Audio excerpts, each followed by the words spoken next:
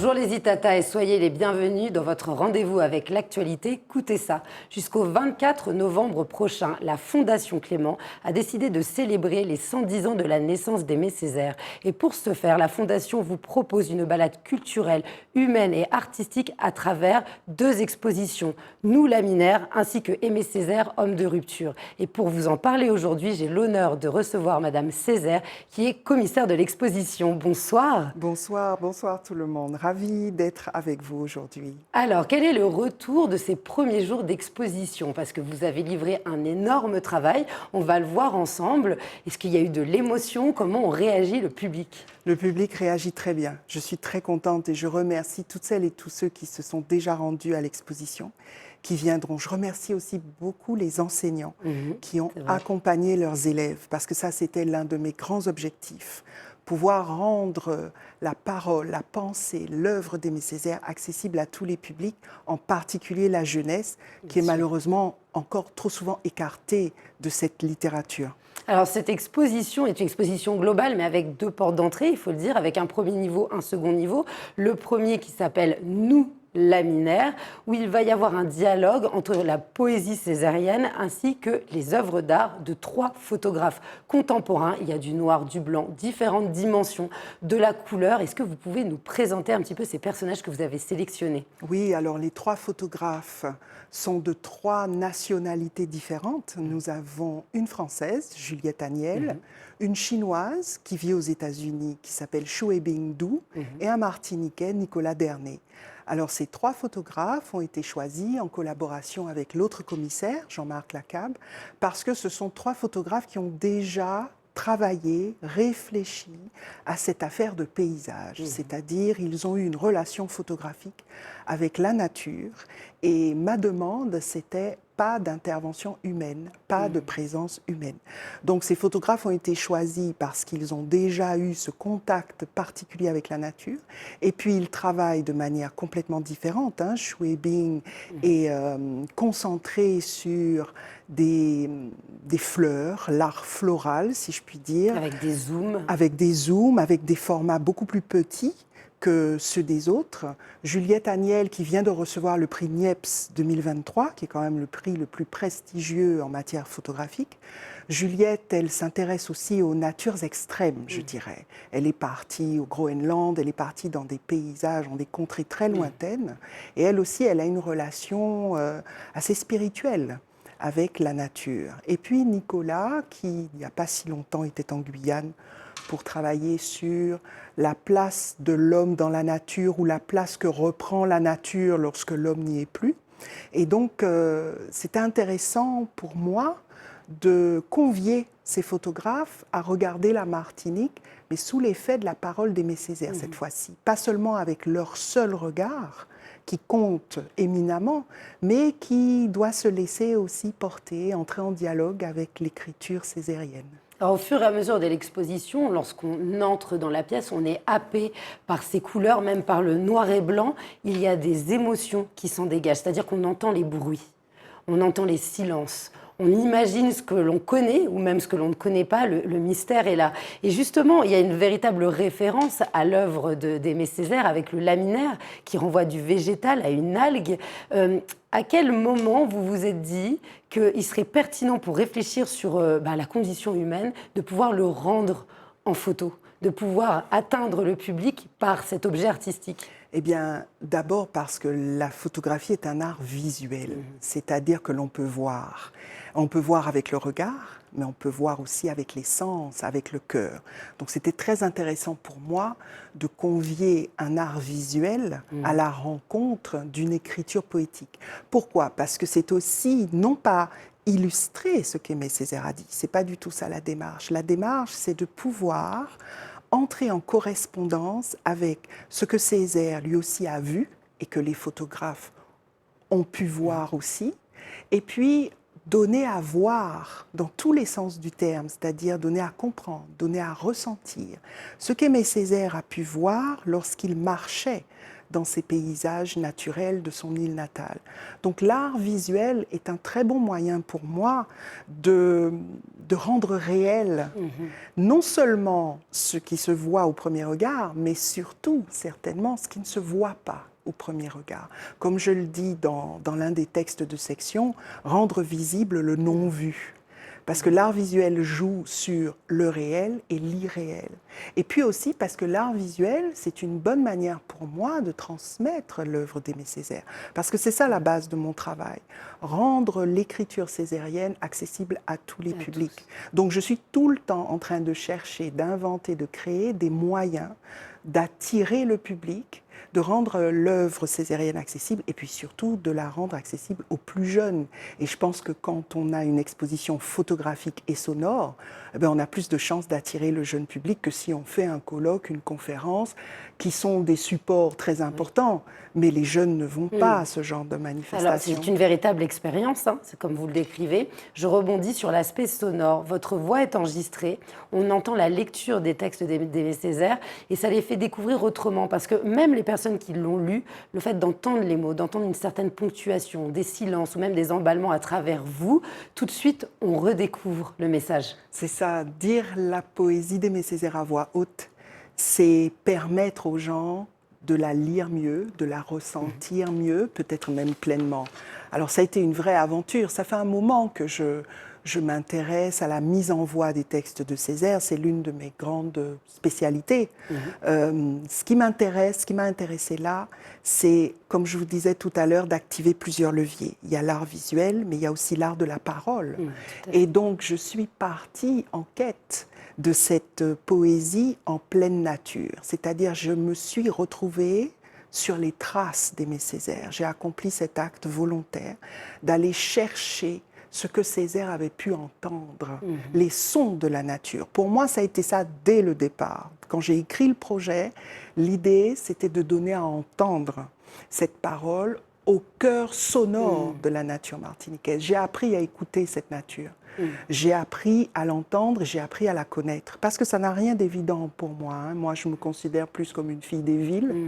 Et donc, aller en pleine nature, ce n'était pas naturel, justement. Et s'intégrer en tant qu'être humain à travers la nature. Absolument. Et effacer ces distinctions, c'est aussi ce que voulait Aimé Césaire, ne pas mettre les choses dans un carcan. Et puis comprendre aussi ce que ça signifie une nature poétique. C'est-à-dire une nature symbole. Mais symbole de quoi? Une nature qui dit qui et quels nous sommes. Mais alors, quelle est cette nature? Quelle est cette poésie? En quoi cette nature est-elle bouleversante? Parce que c'est une chose d'étudier un recueil tel que Moi Laminaire, mais c'est une autre affaire que de le vivre, que de se l'approprier. Je ne peux pas venir devant les gens et parler de ce que je ne connais pas. Donc je suis allée moi-même à 5 heures du matin à la source Attila au Morne-Vert avec un technicien son et nous avons capté les véritables sons. Nous sommes allés sur la plage du Sinaï à Grand-Rivière. Nous sommes allés dans diverses forêts. Nous sommes allés au plus près de la mer. Nous sommes allés écouter la voix du vent, hauteur diamant. Nous sommes allés capter les véritables sons parce que je voulais offrir aux gens quelque chose d'authentique. Et puis après, il y a eu tout un travail d'habillage sonore, un travail très technique pour pouvoir rendre compte de cette parole en dialogue avec la nature. Par exemple, j'ai découvert dans la mangrove de Canal Cocotte des oiseaux, des chants d'oiseaux que je ne connaissais pas. D'ailleurs, mon fils m'a dit, ce ne sont pas des oiseaux, ce sont des singes. Vous voyez? Mais c'est ça la poésie. La poésie, c'est le glissement du réel vers l'imaginaire. Et ce que Césaire nous montre, c'est que notre nature, elle éveille notre imaginaire, qui est un imaginaire profondément afro-caribéen, que cette nature, nous devons nous l'approprier parce qu'elle est symbole de notre histoire et elle est promesse de notre avenir. Et c'est tout ça que je tente de raconter dans l'exposition Nous Laminaires. Alors ça, c'était la première partie, Nous Laminaires. Ensuite, on descend les escaliers et on va aller vers le personnage donc d'Aimé Césaire, homme de rupture. Pourquoi ce terme rupture? Rupture parce que c'est ce qui caractérise la pensée d'Aimé Césaire. Aimé Césaire est profondément anti, c'est-à-dire anticonformiste, anticolonialiste, antiraciste, anti-exploitation des peuples, anti-injustice. C'est-à-dire que c'est un combattant. C'est un homme qui a pris position contre un contexte, une société qui ne lui convenait pas parce que c'était une société injuste. C'était une société inégalitaire. Donc la rupture caractérise fondamentalement non seulement la pensée d'Aimé Césaire, mais aussi son écriture. Quand on lit Cahiers d'un retour au pays natal ou n'importe quel autre texte de Césaire, on est frappé par la nouveauté. Moi, la première fois que j'ai ouvert Cahiers d'un retour au pays natal, j'avais 19 ans. J'ai refermé le livre après avoir lu Au bout du petit matin, va-t'en lui disais-je, gueule de flic, gueule de vache. J'avais jamais rien lu de pareil, moi. Oui, parce qu'il y a une rupture, mais il y a une proposition. Il Absolument. le dit bien, ce n'est pas rond pour être dans quelque chose de stagnant ou de négatif ou même quelque chose qui retournerait vers le passé. Non, il invente des solutions. Il est là justement pour faire réfléchir l'autre, parce que Aimé Césaire, c'est un tuteur, c'est quelqu'un qui nous donne des clés, que l'on expérimente, et c'est à nous d'inventer notre propre réalité. Oui, mais Aimé Césaire est aussi, j'ajoute, c'est très vrai ce que vous dites, j'ajoute, Aimé Césaire est un révolutionnaire. Et c'est la grande différence entre le révolutionnaire et le révolté. Le révolté, il est en colère, point. Le révolutionnaire est en colère et il propose un monde meilleur. Donc Aimé Césaire est porteur de propositions. Aimé Césaire est porteur d'espérance parce que le révolté, il est profondément négatif. Il ne voit pas la fin de cette affaire. Tandis qu'Aimé Césaire est profondément habité par une espérance. Il croit. Il croit que le monde peut changer. Il croit en l'être humain. C'est très optimiste. Et il croit en nous, les nègres. Et ça, il est très respecté dans le monde parce qu'il est considéré, à juste titre, comme le grand défenseur des opprimés. Tout à fait. Voilà. Aimé Césaire a choisi son camp. Et là, on le découvre au fur et à mesure de l'exposition, puisqu'on part d'une très belle photographie de lui, mais ce n'est pas essentiellement sur lui, c'est sur le contexte dans lequel il a grandi, il a vieilli. C'était le début du XXe siècle, là où l'Europe était toute puissance, en tout cas dans les mentalités. On pensait que la pensée occidentale, la culture occidentale, le physique occidental devait être la première chose devant toutes les autres races que l'on pouvait identifier à l'époque. Cette supériorité, il a voulu absolument s'y confronter et dire que ce n'était absolument pas vrai. Et dans cette exposition, on peut découvrir justement des hommes d'État que l'on peut apprendre dans les livres d'histoire à présent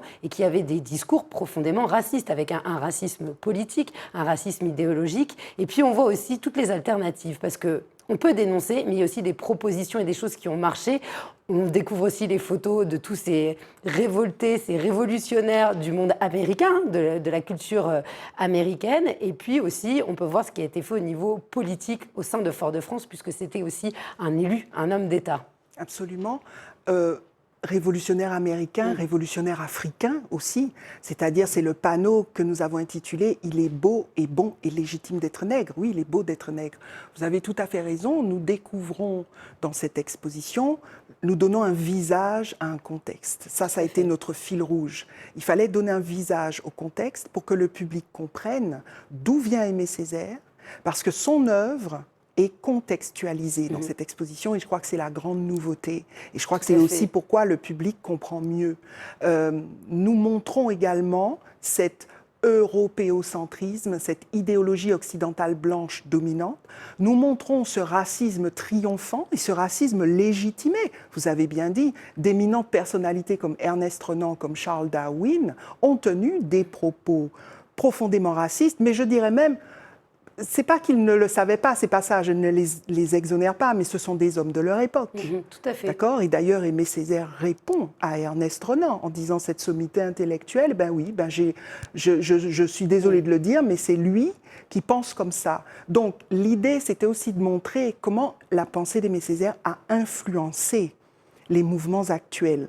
Lorsque vous avez, par exemple, le nazisme qui arrive pendant la Seconde Guerre mondiale et qui commet des atrocités, mais ce n'est que, dit Aimé Césaire et d'autres grands intellectuels, ce n'est que la réalisation, la prolongation à des Blancs de ce qui a été fait à des Noirs des siècles auparavant et pendant des siècles.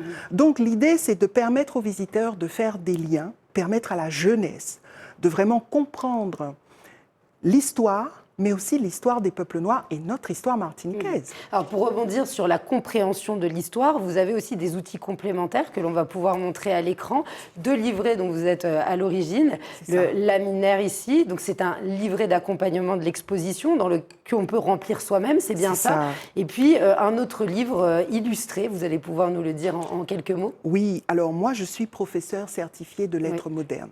C'est-à-dire que je connais bien les difficultés que rencontrent les enseignants concernant Aimé Césaire. Je suis aussi maman d'un petit bonhomme de 9 ans, donc je suis aussi consciente de la difficulté qu'on a lorsqu'on est professeur des écoles pour parler d'Aimé Césaire. Et donc l'idée pour moi, ça a été de proposer à tous les visiteurs, et singulièrement aux enseignants et aux élèves, un livret d'accompagnement laminaire point d'interrogation, c'est-à-dire un questionnement. La poésie césarienne invite au questionnement. Ce n'est pas une écriture contemplative, c'est une écriture qui interroge. La pensée d'Aimé Césaire interroge le monde et nous interroge, nous les Noirs, au premier chef. Parce que voulons-nous? Qui sommes-nous? Où voulons-nous aller? Donc il y a ce livret d'accompagnement qui est très bien accueilli par tous les visiteurs et par les enseignants, et qui permet à chacun aussi, de manière ludique, vous voyez, il y a des pages blanches, blancs à remplir, dessinés, matchés, en y fait. Donc les plus jeunes peuvent aussi s'exprimer par l'écriture ou par le dessin, et même les plus grands aussi, je dois dire. Avec plaisir. Que chacun puisse s'approprier cette exposition. Et on trouve sur le lieu de l'exposition. Et ce document est diffusé gratuitement au musée Clément. Quand vous allez voir l'exposition, il vous est remis, il est à votre disposition. Et ce que je voudrais dire aussi, c'est que ces deux expositions, elles ne cherchent pas à être dogmatiques. Nous accompagnons le visiteur dans sa compréhension, dans son accès à l'œuvre, mais nous proposons nous aussi des réflexions. Nous ne sommes pas des gens qui imposons une manière de voir, mais nous suggérons une autre manière de voir que celle qui a déjà été proposée.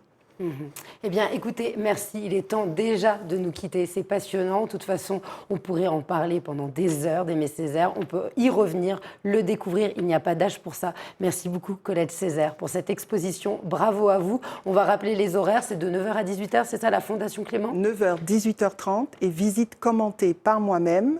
Dimanche 22 octobre, dimanche 5 novembre, dimanche 19 novembre à 10h du matin. Eh bien, merci beaucoup. Et c'est pour tous les âges. C'est familial. Tous les âges.